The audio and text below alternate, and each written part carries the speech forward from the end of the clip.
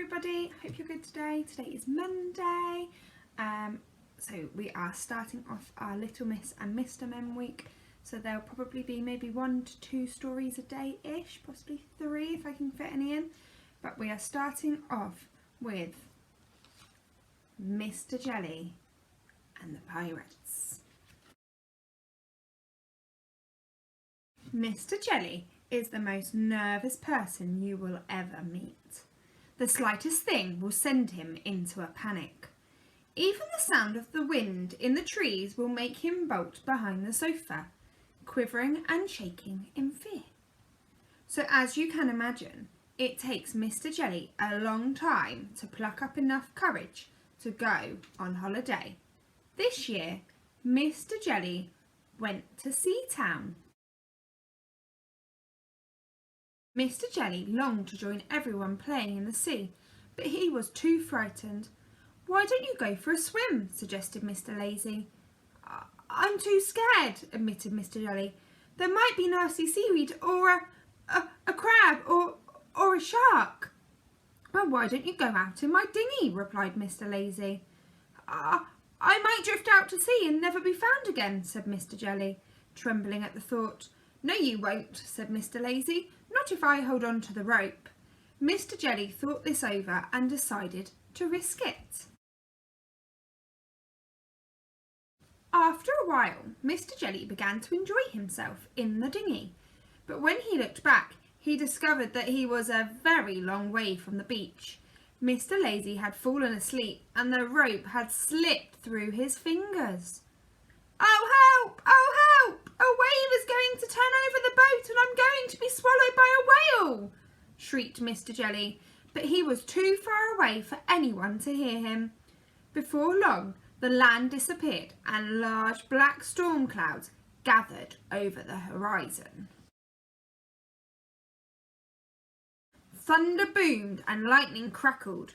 The sea rose up and in a great roaring mass that tossed the little dinghy from wave to wave. Mr. Jelly cowered in the bottom of the boat. "Oh help! Oh help!" he shrieked. "I'm going to be struck by lightning and burnt to a crisp and tipped out of the boat and drowned." And then he fainted. When he came to, he discovered that he had been washed up on a tiny deserted island. Mr. Jelly stared out at the vast expanse of the sea. "Oh help!" he said in a very small voice, and then he fainted again. Mr. Jelly was woken by the sound of digging. He peered through the bushes at the side of the beach.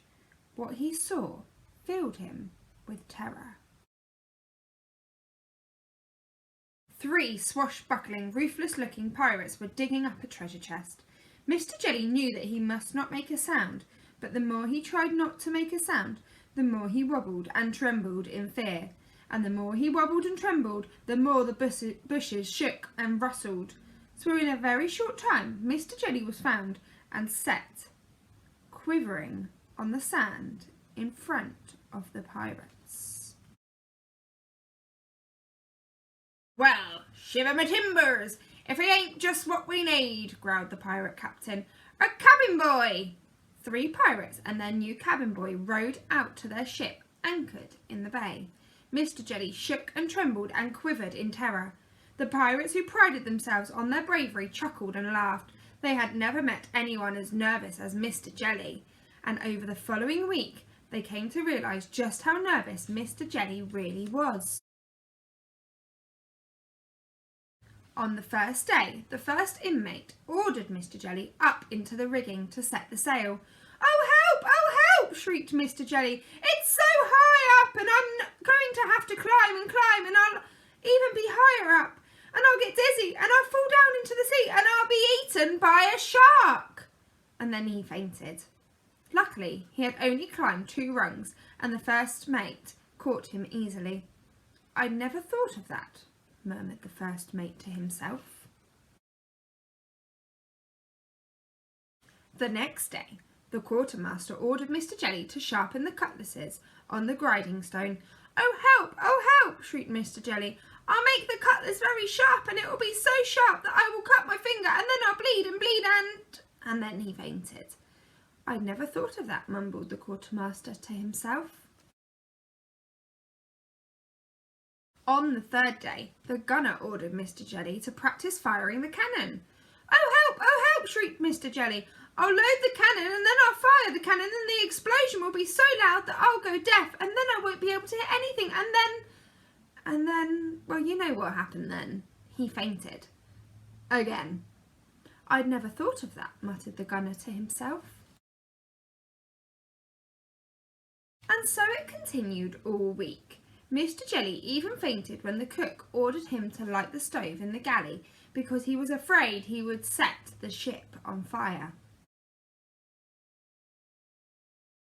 And a very strange thing happened during the week. Not only did the pirates discover how nervous Mr. Jelly was, but they also began to find out how nervous they were too.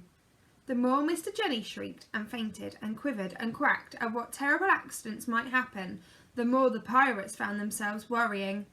By the end of the week, the pirate captain found himself with a crew who were too scared to do anything. Even the ship's carpenter had downed tools because he was afraid he might get a splinter. "This is hopeless," roared the captain. "How can we call ourselves pirates? That cabin boy has turned you all into scaredy cats. Mr. Jelly must walk the plank." So Mr. Jelly was pushed out onto the plank. "Oh help! Oh help!" shrieked Mr. Jelly. "Don't make me walk the plank. I'll fall into the sea and then I'll have to swim for hours and hours and then I'll get weaker and weaker and then I'll drown." "That's horrible," said the first mate. "You're really nasty," agreed the quartermaster. "We can't do that," said the gunner, and the rest of the crew agreed. "That's it," cried the captain. "I'll give up. Do what you want." And the crew did. They sailed very cautiously and very slowly to Seatown, where they let Mr. Jelly off. Mr. Jelly found Mr. Lazy on the beach, fast asleep. Mr. Lazy yawned and stretched and opened an eye. "Hello," he said sleepily. "Did you have fun? Sorry, I fell asleep, but here you are, safe and sound." Mr. Jelly began to wobble and quiver and shake, but not in fear. Mr. Jelly was very, very, very angry. The end. So that's the end of Mr. Jelly and the Pirates. It was a lovely story. Please subscribe to the page and like it on Facebook at www.facebook.com/Isolation Station for Children. You'll see more Little Miss and Mr. Men books coming up this week, but I hope you enjoy.